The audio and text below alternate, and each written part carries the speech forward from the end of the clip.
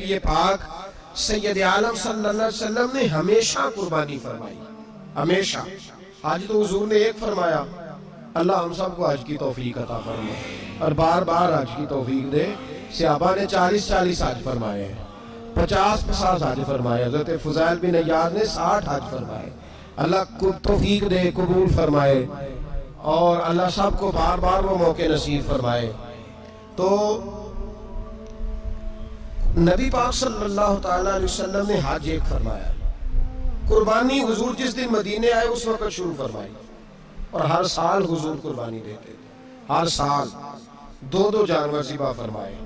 या रसूल अल्लाह सल्लल्लाहु ताला अलैहि वसल्लम, दो का क्या मकसद फरमाया? एक मेरी तरफ से, एक मेरी गरीब उम्मत की तरफ से। या रसूल अल्लाह सल्लल्लाहु अलैहि वसल्लम किस तरफ से फरमाया? एक मेरी तरफ से, एक मेरी उम्मत की तरफ से। कभी फरमाया एक मेरी तरफ से, एक मेरे अहले बैत और मेरी उम्मत की तरफ से। 2-2 जानवर हुजूर ने ज़िबा फरमाए। और फिर मेरे हबीब पाक सल्लल्लाहु ताला अलैहि वसल्लम के गुलाम मौला अली शेर खुदा, इब्ने माजा की रवायत है, हजरत अली शेर खुदा फरमाते हैं कि नबी पाक अलैहिस्सलातु सलाम 2 जानवर ज़िबा करते थे। खुद हजरत अली की जब बारी आई तो उन्होंने भी 2 फरमाए। तो सहाबा ने पूछा कि अली 2 क्यों, 2 किस लिए? तो हजरत अली रज़ियल्लाहु ताला अन्हु फरमाने लगे, मुझे मेरे हबीब ने वसीयत फरमाई थी कि अली तूने 2 करने, एक अपनी तरफ से किया करना, एक मेरी तरफ से करना। तो मैं एक अपनी तरफ से देता हूँ, एक अपने नबी पाक की तरफ से देता हूँ सल्लल्लाहु अलैहि। 2 जानवर। आप लोगों ने सुनी हुई है ये बात कि महीना महीना खाना नहीं पकता था हुजूर के घर में। हजरत आयशा फरमाती हैं 3 चांद और 3 सूरज इकट्ठे कभी नहीं देखे जब साथ रोटी भी खाई हो।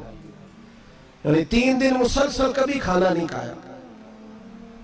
कुर्बानियां कितनी दी बोलिए?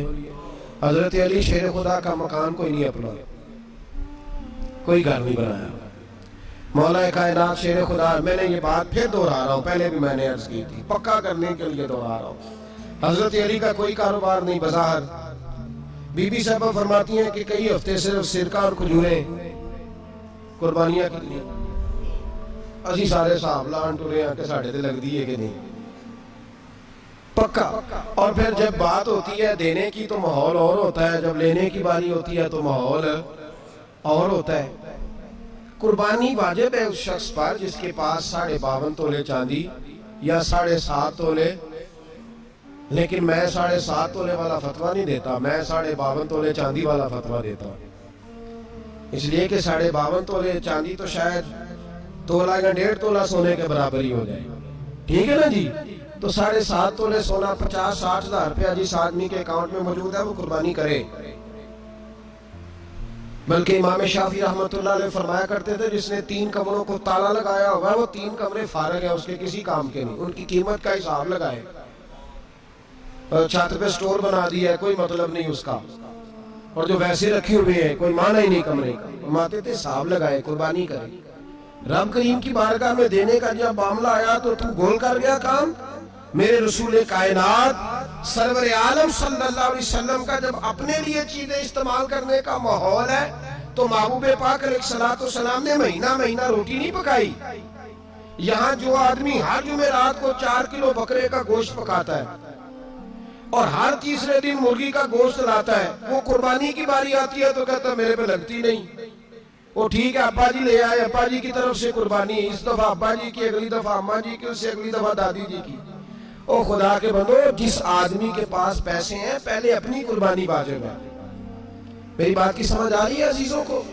जो आदमी साहिब इस्तात है पहले किसकी कुर्बानी करेगा?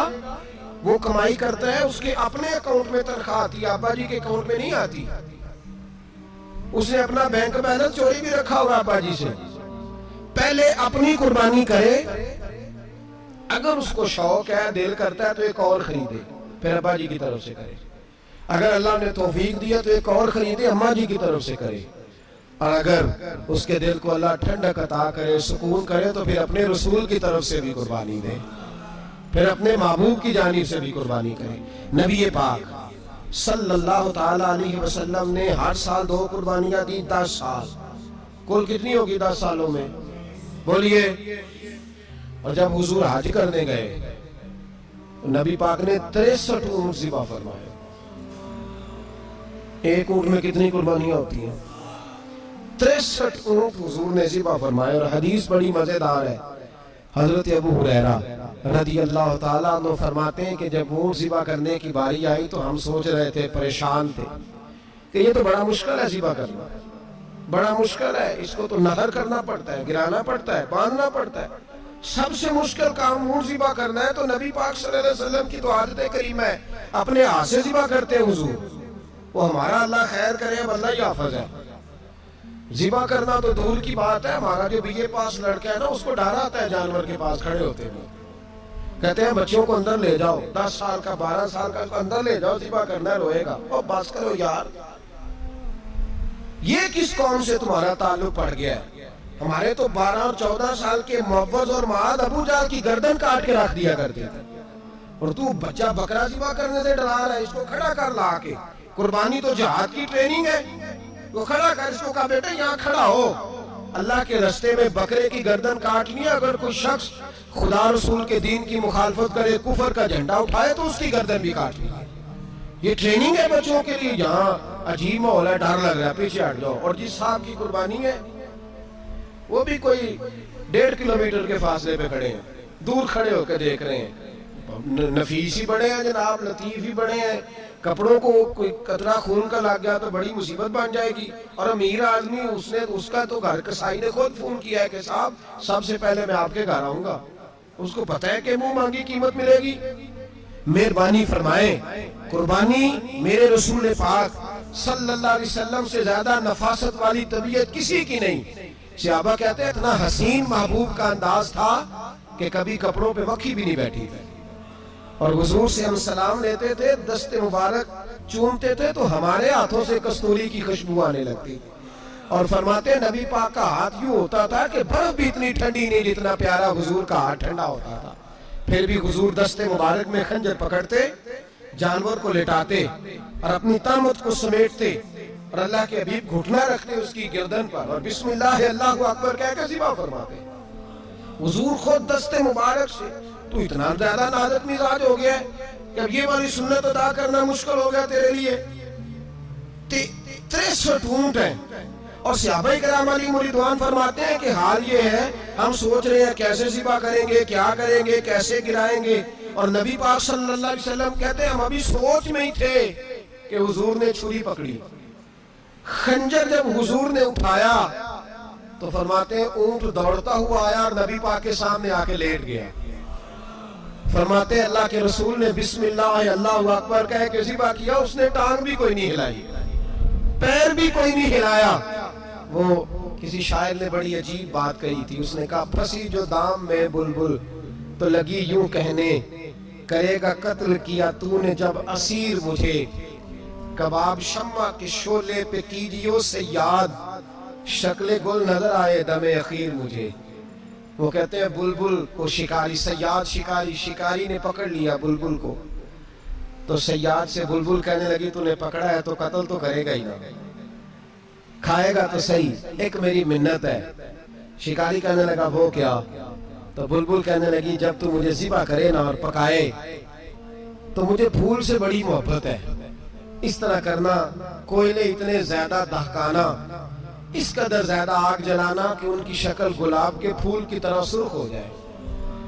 तो जब तू मुझे उन पर जलाएगा तो मुझे तकलीफ नहीं होगी, इसलिए कि महबूब का चेहरा जो सामने आ जाएगा, मुझे तकलीफ नहीं होगी। फंसी जो दाम में बुलबुल तो लगी यूं कहने, करेगा कत्ल किया तूने जब असीर मुझे, कबाब शम्मा के शोले पे कीजियो सयाद, ओ शक्ले गुल नजर आए दमे अखीर मुझे।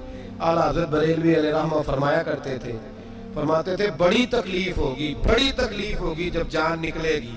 रवायतों में आता है जिस तरह बारीक दुपट्टा झाड़ियों पे डाला जाए, खींचा जाए तो फट जाता है, यूं तकलीफ होगी। पर फरमाने लगे रसूलुल्लाह के गुलाम को कोई तकलीफ नहीं होगी। हुजूर क्यों? फरमाया इसलिए कि जब जान निकलने लगेगी